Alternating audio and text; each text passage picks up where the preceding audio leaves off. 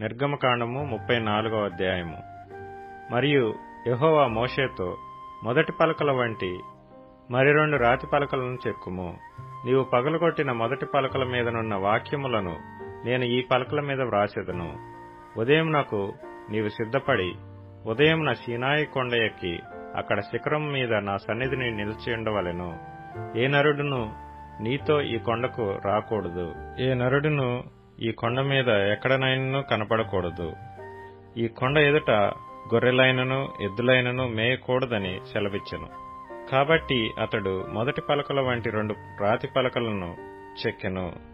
మోషే తనకు యెహోవా ఆజ్ఞాపించినట్లు ఉదయమందు పెందలకడ లేచి ఆ 2 రాతి పలకలను చేత పట్టుకుని సీనాయి కొండ ఎక్కగా, మేఘంలో యెహోవా దిగి అక్కడ అతనితో నిలిచి యెహోవా అను నామమును ప్రకటించెను.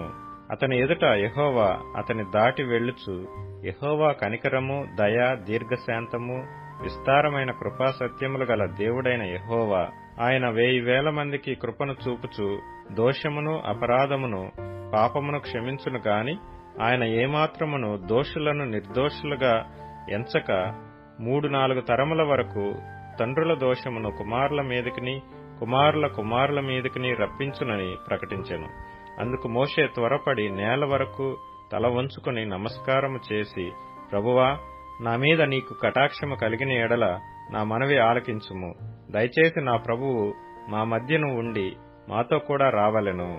వీరు లోబడనొల్లని ప్రజలు, మా దోషమును పాపమును క్షమించి మమ్మను నిస్వాస్థ్యముగా చేసుకొనుమనెను. అందుకు ఆయన, ఇదిగో నేను ఒక నిబంధన చేయుచున్నాను. భూమి మీద ఎక్కడనైనను ఏ జనములోనైనను చేయబడని అద్భుతములు నీ ప్రజలందరి ఎదుట చేసెదను. నీవు ఏ ప్రజల నడుమనున్నావో ఆ ప్రజలందరూ యెహోవా కార్యమును చూచెదరు. నేను నీ ఎడల చేయబోవునది భయంకరమైనది. నేడు నేను నీకు ఆజ్ఞాపించు దానిని అనుసరించి నడువుము. ఇదిగో నేను అమోరీయులను, కనానీయులను, హిత్తీయులను, పెరిజ్జీయులను, హివ్వీయులను, యెబూసీయులను నీ ఎదుట నుండి వెళ్లగొట్టెదను. నీవు ఎక్కడికి వెళ్లుచున్నావో ఆ దేశపు నివాసులతో నిబంధన చేసుకొనకుండా జాగ్రత్త పడుము. ఒకవేళ అది నీకు ఉరి కావచ్చును. కాబట్టి మీరు వారి బలిపీఠములను పడగొట్టి వారి బొమ్మలను పగులగొట్టి వారి దేవతా స్తంభములను పడగొట్టవలెను. ఏలయనగా వేరొక దేవునికి నమస్కారం చేయవద్దు. ఆయన నామము రోషము గల యెహోవా, ఆయన రోషము గల దేవుడు. ఆ దేశపు నివాసులతో నిబంధన చేసుకొనకుండా జాగ్రత్త పడుము.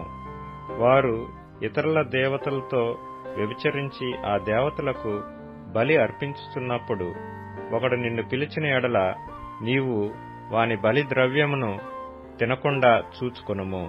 మరియు నీవు నీ కుమారుల కొరకు వారి కుమార్తెలను పుచ్చుకొను నెడల వారి కుమార్తెలు తమ దేవతలతో వ్యభిచరించి నీ కుమారులను తమ దేవతలతో వ్యభిచరింపచేయుదురేమో. పోతపోసిన దేవతలను చేసుకొనవలదు. మీరు పొంగని వాటి పండగ ఆచరింపవలెను. నేను నీకు ఆజ్ఞాపించినట్లు అబీబు నెలలో నియామక కాలమందు 7 దినములు పొంగని వాటినే తినవలెను. ఏలయనగా అబీబు నెలలో ఐగుప్తులో నుండి మీరు బయలుదేరి వచ్చితిరి. ప్రతి తొలిచూలు పిల్లయు నాది. నీ పశువులలో తొలిచూలుదైన ప్రతి మొగది దూడయే గాని గొర్రెపిల్లయే గాని అది నాదగును. గొర్రెపిల్లను ఇచ్చి గాడిద తొలిపిల్లను విడిపింపవలెను. దాని విమోచింపని ఎడల దాని మెడను విరగతీయవలెను. నీ కుమారులలో ప్రతి తొలిచూలు వాని విడిపింపవలెను. నా సన్నిధిని వారు వట్టి చేతులతో కనబడవలదు. 6 దినములు నీవు పనిచేసి 7వ దినమున విశ్రమింపవలెను. దున్ను కాలమందైనను కోత కాలమందైనను ఆ దినమున విశ్రమింపవలెను. మరియు నీవు గోధుమల కోతలో ప్రథమ ఫలముల పండుగను అనగా వారముల పండుగను, సంవత్సరాంతమందు పంట కూర్చు పండుగను ఆచరింపవలెను. సంవత్సరమునకు ముమ్మారు నీ పురుషులందరూ ప్రభువును ఇశ్రాయేలీల దేవుడునైన యెహోవా సన్నిధిని కనబడవలెను. ఏలయనగా నీ ఎదుట నుండి జనులను వెళ్లగొట్టి నీ పొలిమేరలను గొప్పవిగా చేసెదను. మరియు నీవు సంవత్సరమునకు ముమ్మారు నీ దేవుడైన యెహోవా సన్నిధిని కనబడబోవునప్పుడు ఎవడనూ నీ భూమిని ఆశింపడు. నీవు పులిసిన దానితో నా బలి రక్తమును అర్పింపకూడదు. పస్కా పండుగలోని బలి సంబంధమైన మాంసమును ఉదయకాలం వరకు ఉంచకూడదు. నీ భూమి యొక్క ప్రథమ ఫలములలో మొదటివి నీ దేవుడైన యెహోవా మందిరంలోనికి తేవలెను. మేకపిల్లను దాని తల్లిపాలతో ఉడకబెట్టకూడదు. మరియు యెహోవా మోషేతో ఇట్లనెను, ఈ వాక్యములను వ్రాసికొనుము. ఏలయనగా ఈ వాక్యములను బట్టి నేను నీతోనూ ఇశ్రాయేలులతోనూ నిబంధన చేసియున్నాను. అతడు 40 రేయింబగళ్లు యెహోవాతో కూడా అక్కడ నుండెను. అతడు భోజనము చేయలేదు, నీళ్లు త్రాగలేదు. అంతలో ఆయన ఆ నిబంధన వాక్యములను అనగా 10 ఆజ్ఞలను ఆ పలకల మీద వ్రాసెను. మోషే సీనాయి కొండ దిగుచుండగా శాసనములు గల ఆ 2 పలకలు మోషే చేతిలో ఉండెను. అతడు ఆ కొండ దిగుచుండగా ఆయన అతనితో మాట్లాడుచున్నప్పుడు తన ముఖ చర్మము ప్రకాశించిన సంగతి మోషేకు తెలిసి ఉండలేదు.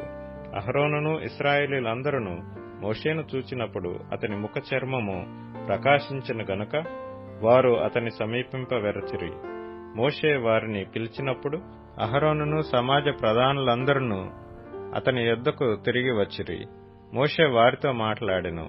అటు తర్వాత ఇశ్రాయేలీయులందరూ సమీపింపగా సీనాయి కొండ మీద యెహోవా తనతో చెప్పినది యావత్తును అతడు వారికి ఆజ్ఞాపించెను. మోషే వారితో ఆ మాటలు చెప్పుడు చాలించి తన ముఖం మీద ముసుగు వేసుకొనెను. అయినను మోషే యెహోవాతో మాట్లాడుటకు ఆయన సన్నిధిని ప్రవేశించినది మొదలుకొని అతడు వెలుపలికి వచ్చు వరకు ఆ ముసుగు తీసివేసెను. అతడు వెలుపలికి వచ్చి తనకు ఆజ్ఞాపింపబడిన దానిని ఇశ్రాయేలీయులతో చెప్పెను. మోషే ముఖ చర్మము ప్రకాశింపగా ఇశ్రాయేలీయులు మోషే ముఖమును చూచిరి. మోషే ఆయనతో మాట్లాడుటకు లోపలికి వెళ్ళు వరకు తన ముఖం మీద ముసుగు వేసుకొనెను.